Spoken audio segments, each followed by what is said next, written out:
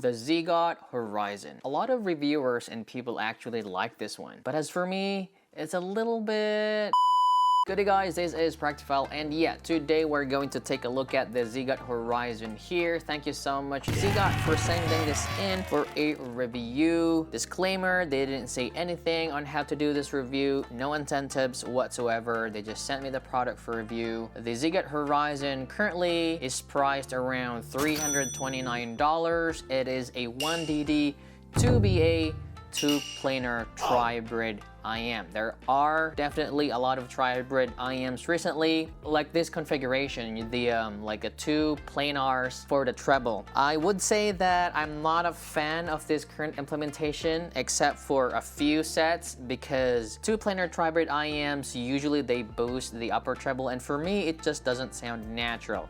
Anyhow, it comes with a standard ZiiGaat box. You probably know what's inside of it. It has the carrying case, the tips, the ear tips that you need. Although the ear tips, it has changed. Now it comes with the yellow, kind of like transparent tips, and the darker transparent tips. Before they had that kind of like AET07 orange stuff, but now they don't have that. It still comes with the same cable, interchangeable connectors 4.4 and 3.5. The faceplate, again, you know if it's a ZiiGaat IM if they have this beautiful faceplate in here. You just know it's a ZiiGaat IM. They have some different patterns in there. I don't remember what it looks like with the crescent and the Luna, but I know if it's a ZiiGaat IM. The shells are pretty good. It's made of resin. It's a departure. I thought they're gonna switch to metal starting from the Odyssey 2, but they went back with the resin in here. But I don't really mind because I still love the Odyssey actually. So fit is pretty much the same as the Odyssey, same as like every ZiiGaat IMs out there. So yeah, that is all for the non-sound impressions. Let us now move on to the sound of the ZiiGaat Horizon. Yeah, the ZiiGaat Horizon graphs like that one over there, so I think it makes more sense if I put on there my neutral target, because it does sound a little bit neutral, kind of like bright leaning actually. So it is bright leaning, it has good impact on the bass, not a lot of vocal gain, but you can see there that there's a little bit of elevation there in the treble, and the peak also around 15 or 14,000 K. It comes across as bright leaning. It is bright leaning. The cymbals, I mean, like, you hear a lot of good details. You hear good sparkles and twinklies and stuff like that. You may like this presentation. As for me, it's just a little bit too bright at first. I did get accustomed to its sound when I paired it with different sources, warmer sources, especially with the ear tips. Like, ear tips matter here because, you know, like, ear tips does change the peaks on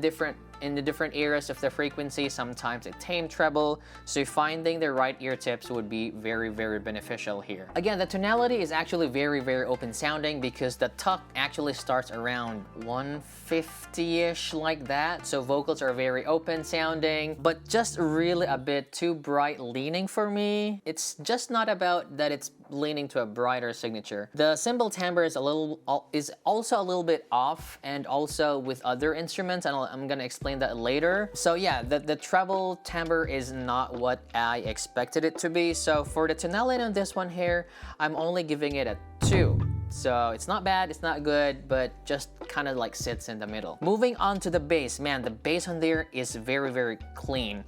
And again, with the right ear tips, you may have a different perceived impact. So I'm using the Venus Velvet, and man, it has very good sub bass impact. Very, very satisfying hit actually, very, very quick decaying. So kick drums sound really, really good on this. Like, I can really feel the impact. Like, even listening to music, it sounds really, really good. Yeah, I mean, like, it almost follows my neutral target bass cut in there, so it makes more sense for me for the bass. So for the bass on here, I'm giving it a 3. Actually, really, really good bass for the price. Moving on to the mids, again, they're open sounding. The vocals are very open sounding, and it favors more on the females because of that treble elevation in there. Instruments sound almost natural, but they have a little bit of brighter tone to them.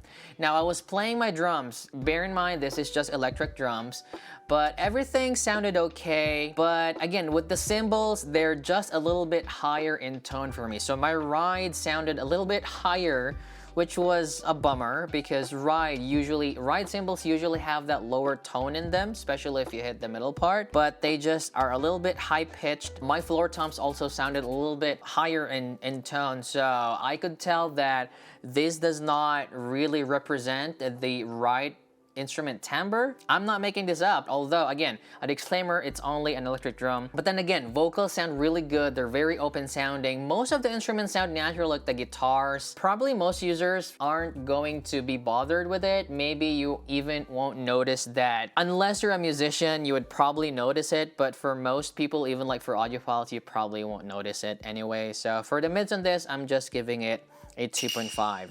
Moving on to the treble, again, I've been complaining about the treble here. It's not that it's really forward.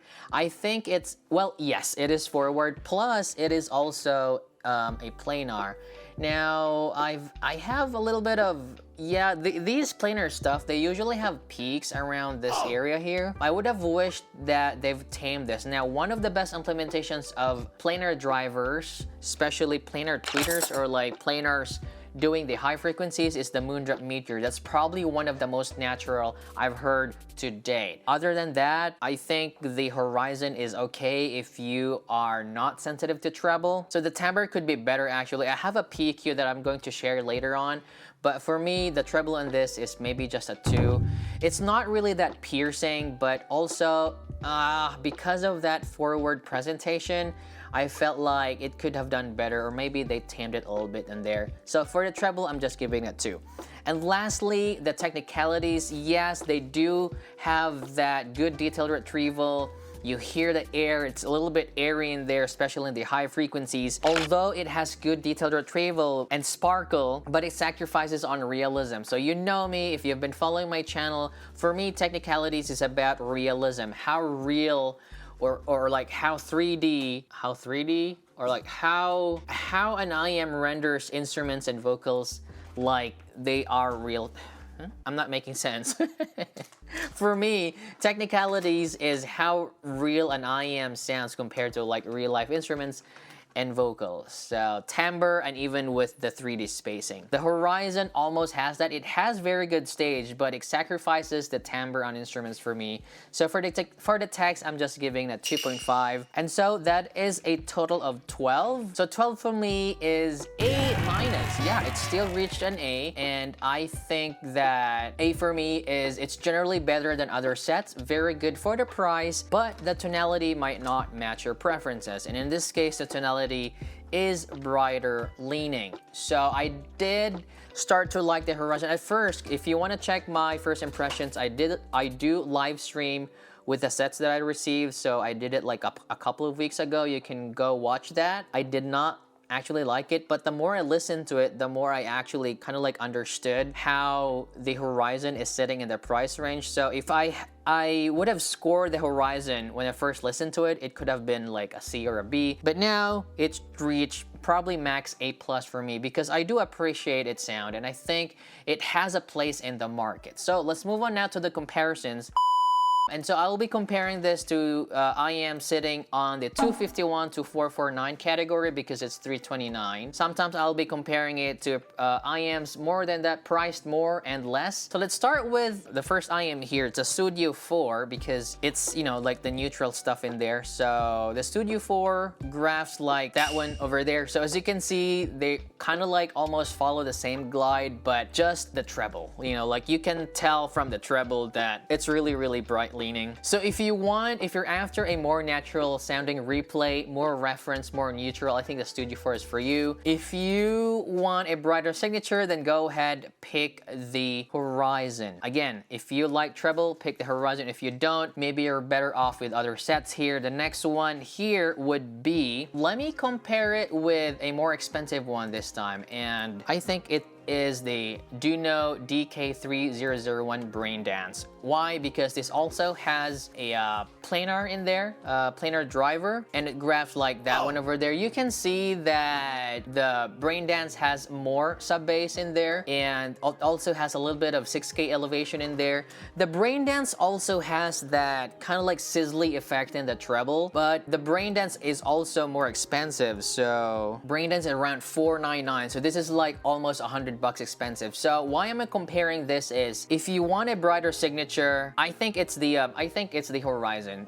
You don't have to spend much to get the BD, because I feel like the Horizon performs better, I think, in that regard, and it's also much cheaper. So yeah, if you've auditioned the BD and you're saving up for it, I think the Horizon is a better pick, because this 6K peak here can be a difference, really. But for me, just the Horizon makes more sense because it's much cheaper and it's also smoother in tonality. Next one here that I want to compare is the Rockies. The Rockies is also more expensive, but why I'm comparing this is the Rockies is probably one of the best in this price. It's probably number one in this $251 to $499 category, and the graph of the Rockies is like that.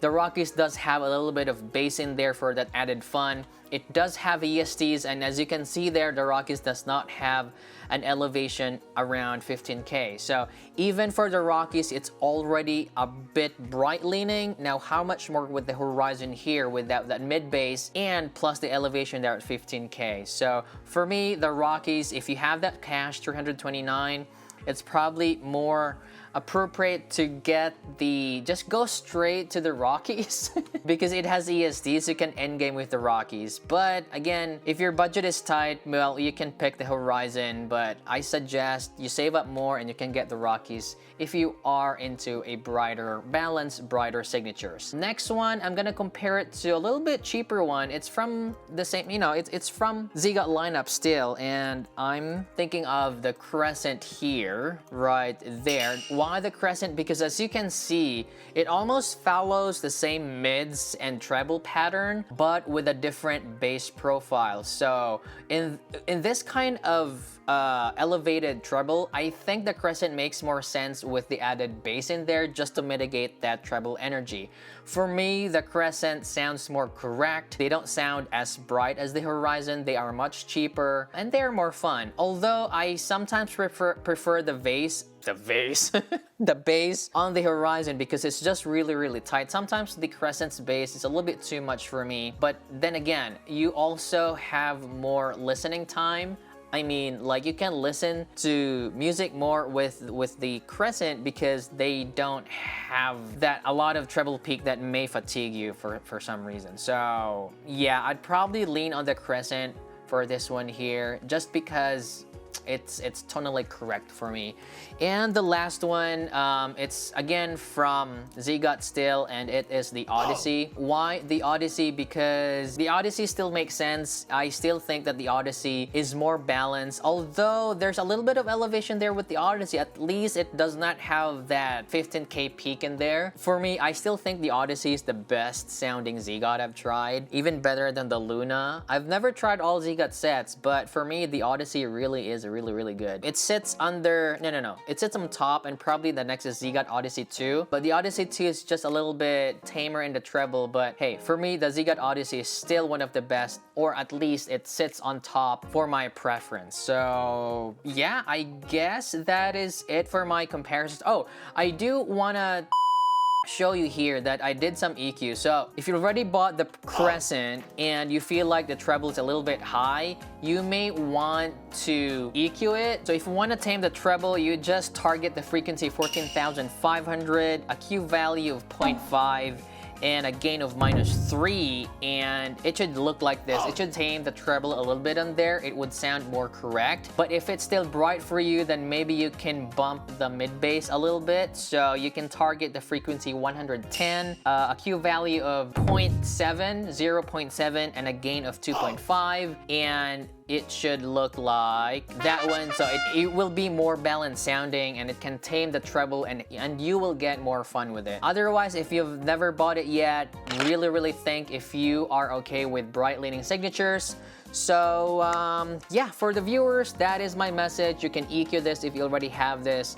Otherwise, maybe you can check other reviews. My review is only my own. A lot of reviewers seem to like it, but hey, I tested it with my instruments, and for some reason it is just too bright leaning for me. Message to the company: I know ZiiGaat, you're doing right. This is not a miss.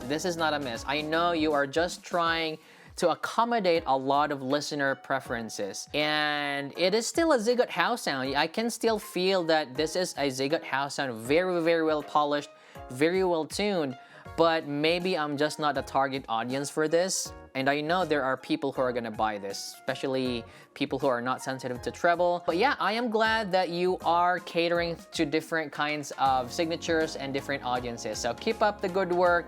This is still a good release, but unfortunately, it's, you know, you can't please all. So yeah, again, thank you so much for watching, guys. If you feel like this content is helpful for you, and I know you're not subscribed yet, but you know, maybe you can just, I won't bother you. You don't have to, you don't have to ring the notification bell. A simple subscribe or like is fine, really. So thank you so much for watching, guys. Have a great day. See you next time. Bye for now.